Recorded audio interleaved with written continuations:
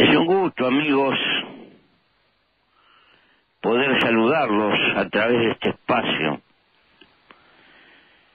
con el cual intentamos arrimar alguna información, algún comentario que consideramos puede ser útil, por lo menos aparte de una audiencia que hace mucho tiempo nos acompaña por esta onda amiga.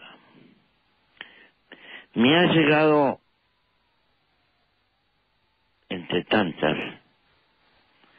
una carta que dice así: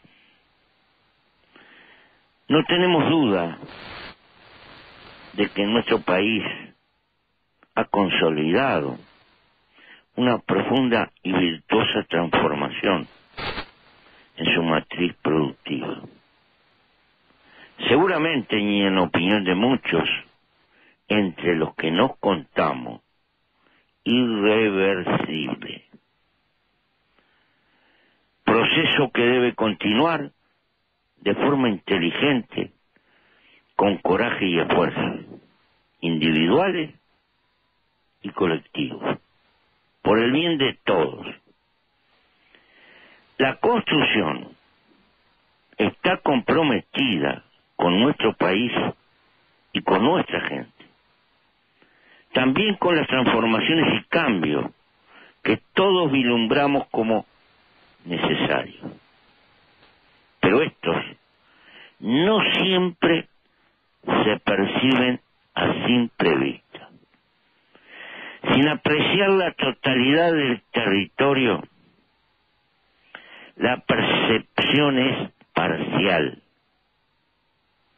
Existe una suerte de dificultad generalizada y colectiva en ver por dónde irá el futuro cercano, con sus desafíos, riesgos y oportunidades.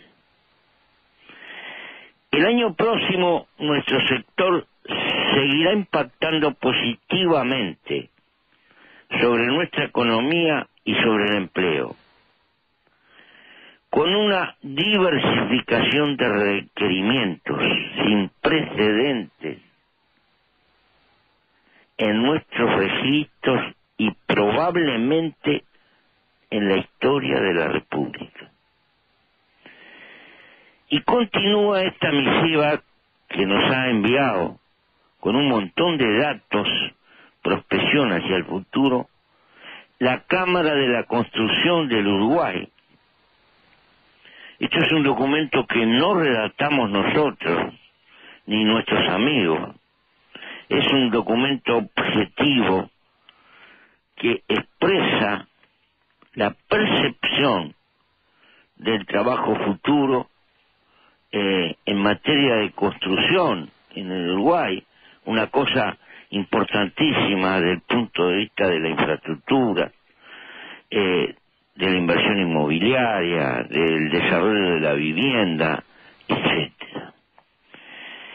Les he hecho perder algunos minutos para leer por lo menos parte de este encabezamiento, donde empresarios comprometidos con el trabajo concreto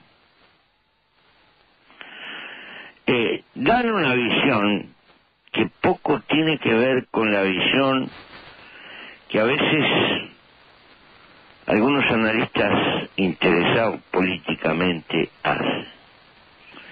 Para nada señalan un clima de derrota, sino por el contrario, un clima positivo y de compromiso, señalando obviamente la responsabilidad que tenemos todos en seguir adelante con políticas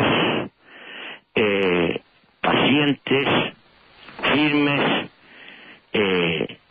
y que fundamentalmente incrementen el valor general que se vuelca en el conjunto de la sociedad.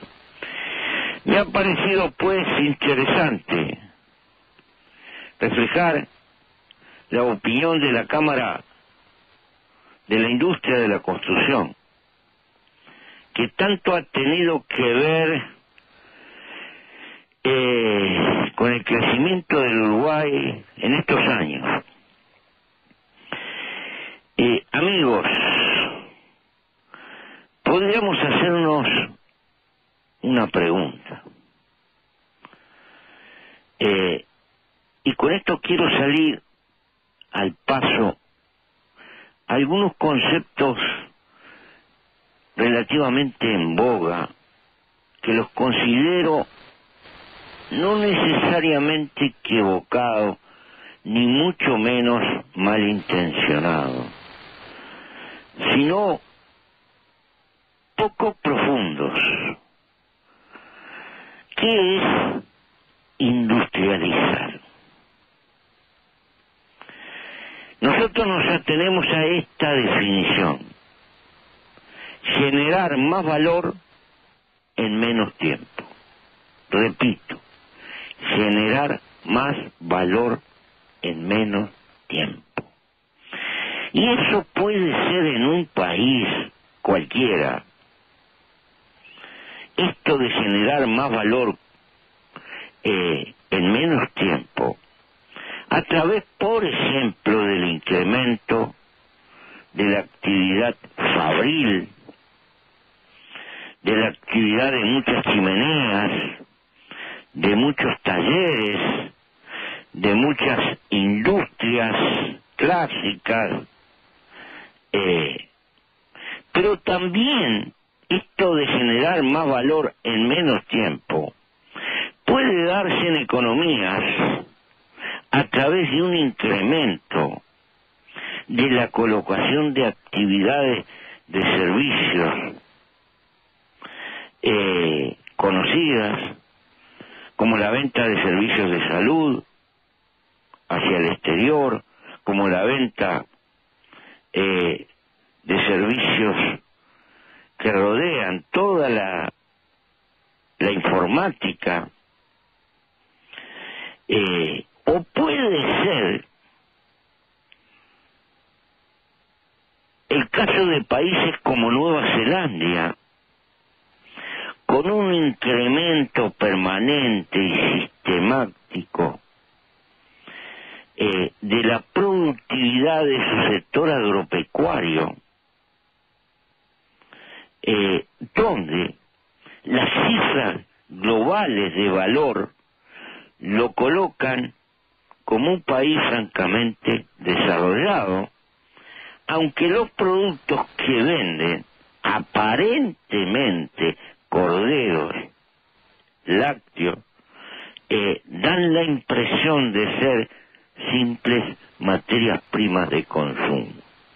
Sin embargo, lo que hay atrás de esa producción neozelandesa, donde constantemente por hectárea, por trabajador, por hora de trabajo, se va incrementando la cantidad de valor que se extrae, lo define como un país industrializado.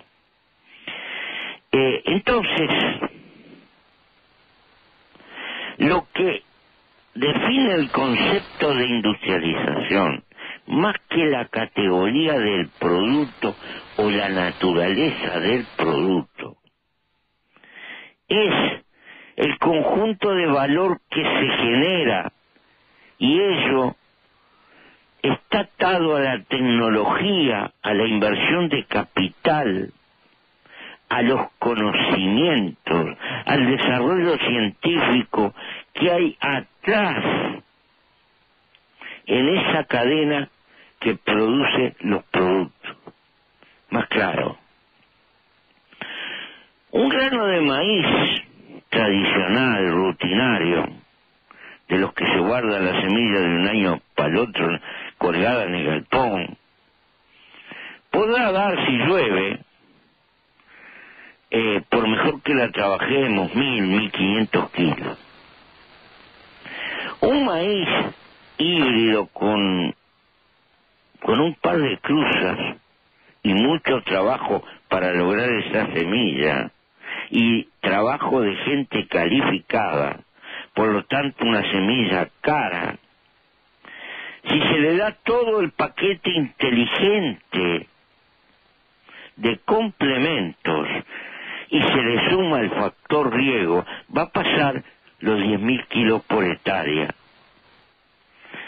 ¿Dónde está la diferencia? La diferencia está, aparentemente es el mismo producto, grano de maíz. Pero hay una diferencia abismal de uno al otro. Este último caso pasa a ser, aunque parezca un producto primario, en realidad es la consecuencia de un complejo trabajo de genética, de selección, de afinamiento, y de un paquete tecnológico complejo que se invierte arriba. Por lo tanto, industrializar no equivale a taparse de chimeneas, ni el concepto de industrializar tiene que ver en demasía con la naturaleza de los productos que se colocan. Tiene que ver mucho más con lo que hay atrás para llegar al producto. Y en esto hay frecuentemente una confusión. Una lechería tradicional que produce 2.500 litros por hectárea tiene poco que ver con una lechería que está produciendo 12.000 litros por hectárea. De todo eso tenemos elementos de nuestro país. Diríamos, la que está produciendo 12.000 litros por hectárea requiere una inversión de capital grande por hectárea, un paquete tecnológico muy ajustado, etcétera, etcétera, etcétera. Bien. Todo esto nos obliga a tener en cuenta que el concepto de industrialización hay que acompañarlo, es una carrera en todo intento productivo, pero que debe de adaptarse a las condiciones concretas que tiene un país, a sus relaciones de mercado, a sus mejores posibilidades.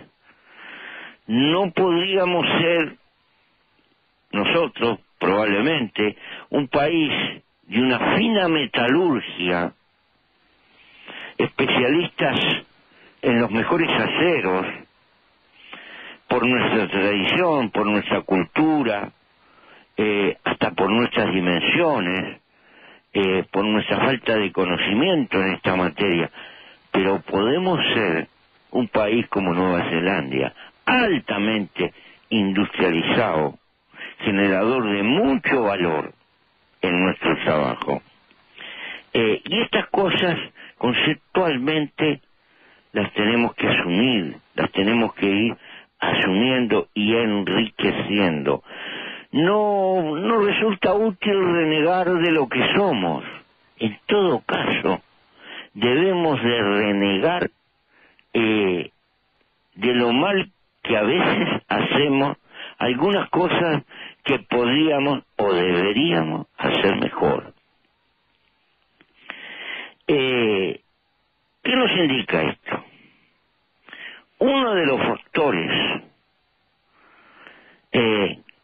que determinarían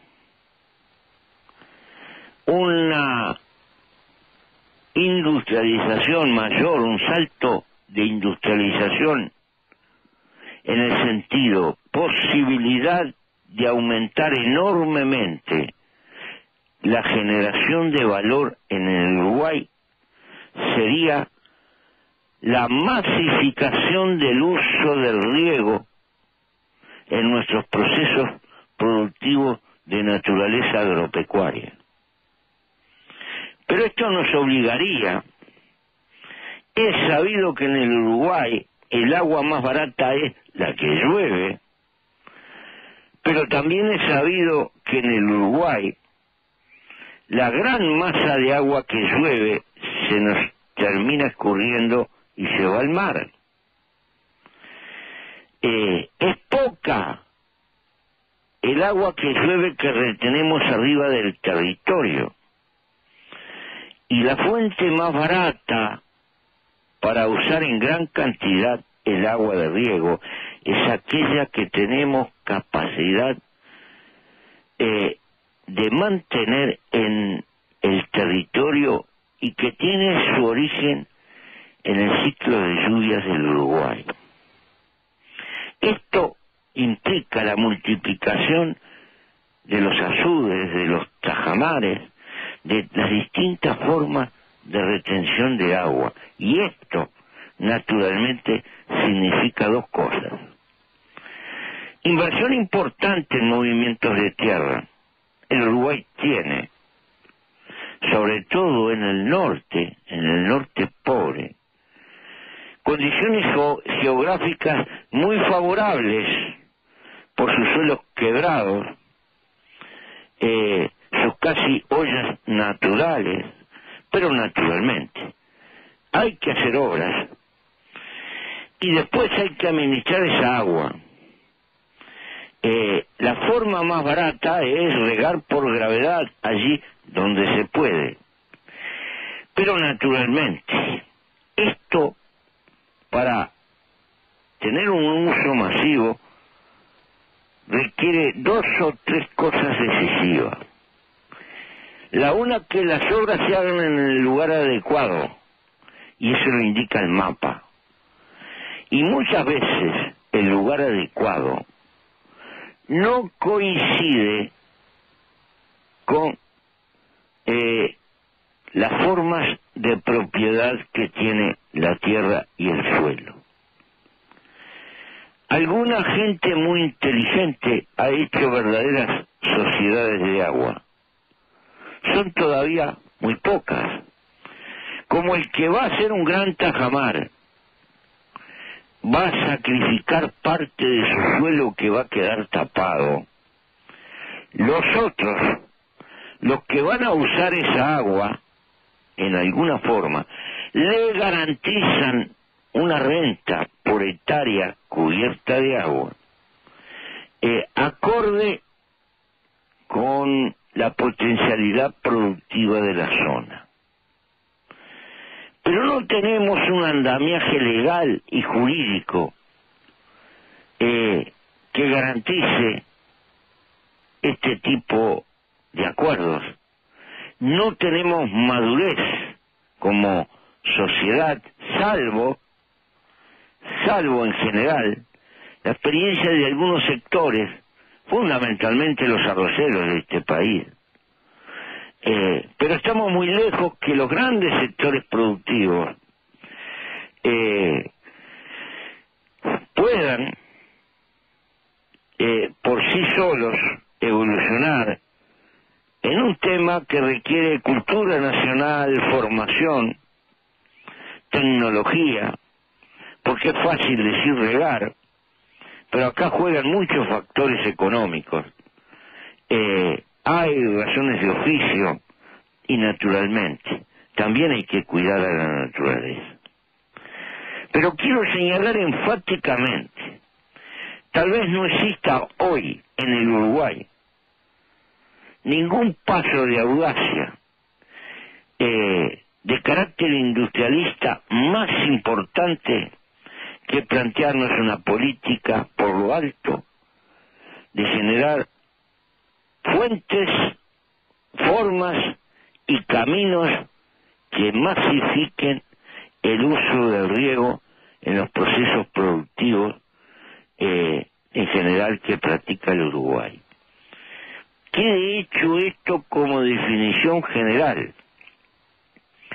El país deberá internarse en asumir estas cuestiones, desde desbrozar el camino jurídico a establecer políticas de inversión, tanto públicas como privadas, que favorezcan el desarrollo de una política de riego en gran escala. Claro que aparecen por aquí y por allá dificultades que habrá que enfrentar. A título de ejemplo, nos hemos encontrado con algunas grandes sociedades, grandes por la cantidad de capital que han invertido, con la boca muy callada, sin hacer ruido, con cientos de padrones de propiedades de 5, 10, 15, 40 hectáreas, la más grande de 200. La sumatoria de esos padrones hace que algunas de estas sociedades tengan más de 2.000 hectáreas. Cosa curiosa, pero uno cuando ve esa nube de padrones no le encuentra explicación productiva ninguna. Y lo único que le queda es, esto fue un refugio de valor. Esta platita que había atrás, desconfiando de los papeles y sin posibilidad de tener otro tipo de inversión, se ha refugiado en la compra de tierra para evitar que se devalúe y más que nada como un ejercicio especulativo y de seguridad, porque apostar a tener un capital invertido en tierra, más allá de que no se produzca con él, es ganar en seguridad, porque en el correr del tiempo el valor de la tierra va subiendo por sí mismo. Y mucha gente que maneja plata por ahí, por el mundo, naturalmente se puede ver tentado. Por lo menos nosotros tenemos el nombre, hemos visto los padrones, etcétera. Este animal existe.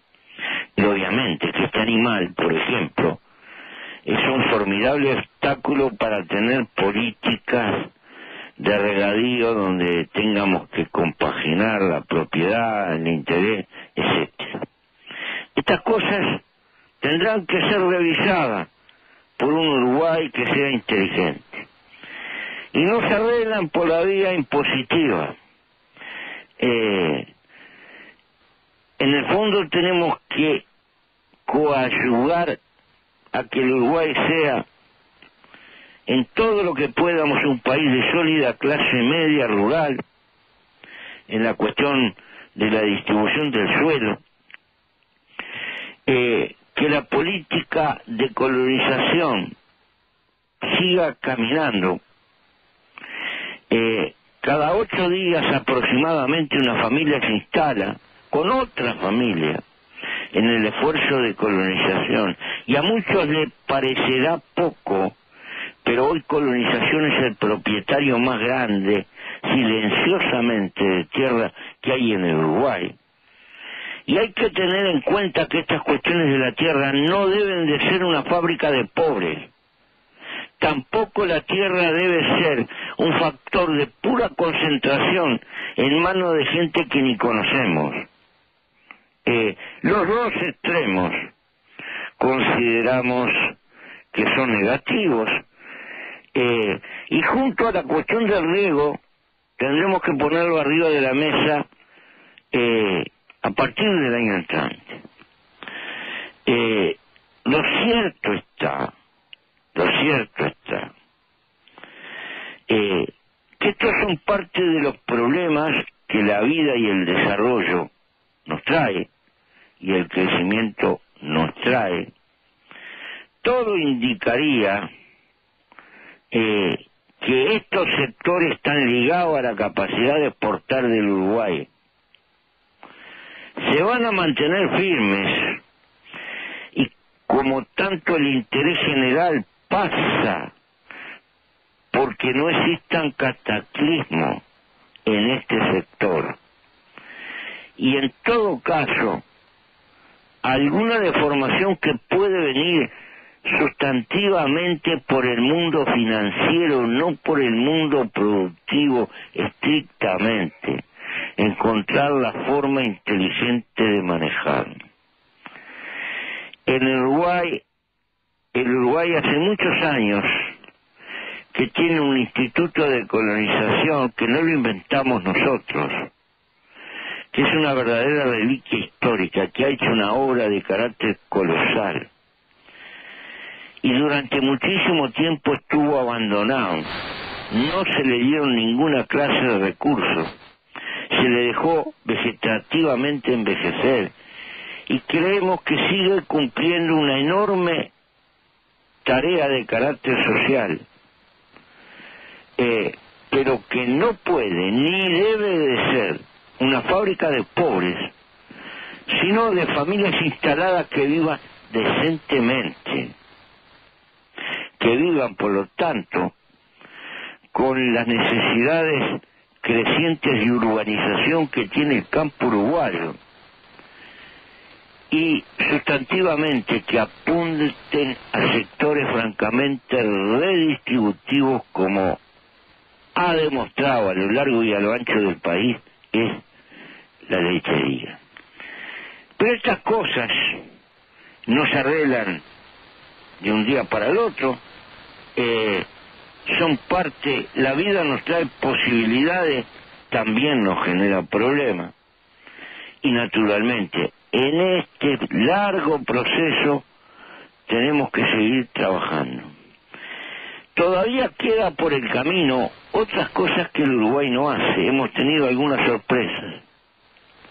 A título de ejemplo, tenemos que traer tecnología de cosas que no sabemos. Hay gente que en el Uruguay ha descubierto que algunos de nuestros peces nativos, el sábalo, tiene posibilidades fantásticas. Incluso se está reforzando el trabajo hípico de otros países, llevando, digamos, alevinos de esta especie. Y este es un sector que puede dar lugar, como está pasando en muchísimas partes del mundo, a una producción muy interesante, complementaria con el factor riego, si decidimos tener masas de agua importantes a la orden en la superficie, en parte de la superficie del suelo uruguayo. Allí naturalmente tenemos condiciones para el desarrollo del cultivo de esta agricultura de peces, como habría que llamarla, que está en boga en muchas partes del mundo y entre nosotros es cuasi incipiente, y que requiere esfuerzo, calificación científica y enfrentar algunas cuestiones naturales que tenemos. Por ejemplo, la taradira, ese pez que se come todo y que deprada sobre todo a las poblaciones cuando desovan, y que naturalmente en algunos casos en materia de viticultura puede ser una plaga. Hay que estudiarla, cómo sujetamos. La cosa más curiosa de que a veces se traslada, no sabemos cómo, aparecen tajamares aislados. Hay gente que dice que los huevos pueden venir en la pata de algunos patos silvestres. Algo de eso puede haber, pero comento estas cosas para señalar que en todo esfuerzo productivo tiene que haber ciencia investigando, tiene que haber tecnología y tiene que haber gente que se esté formando. De aquí que no podemos hablar de un país productivo que no avance junto al país tecnológico y al país científico, pero que lo tecnológico y lo científico estén muy unidos a las necesidades concretas que en cada uno de los territorios se nos presenta. No podemos gastar plata en ciencia que poco vamos a usar.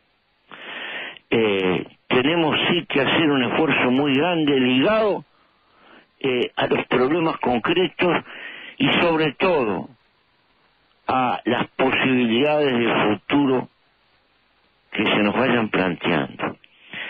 Como verá, querido oyente, hay el progresar, como señalaba la Cámara de Industria, lo tenemos que ver como un desafío. Y ese desafío y esas posibilidades de lo logrado tienen que ser un ímpetu para plantearnos nuevas metas, nuevos avances, nuevas cosas que empujen al Uruguay hacia adelante. Porque a pesar de nuestro crónica falta de entusiasmo, muy común entre mucha gente en el Uruguay, a pesar de todo ello, el Uruguay va, el Uruguay camina, el Uruguay progresa, está muy lejos de tocar el cielo con la mano, pero el Uruguay depende del esfuerzo que le podamos poner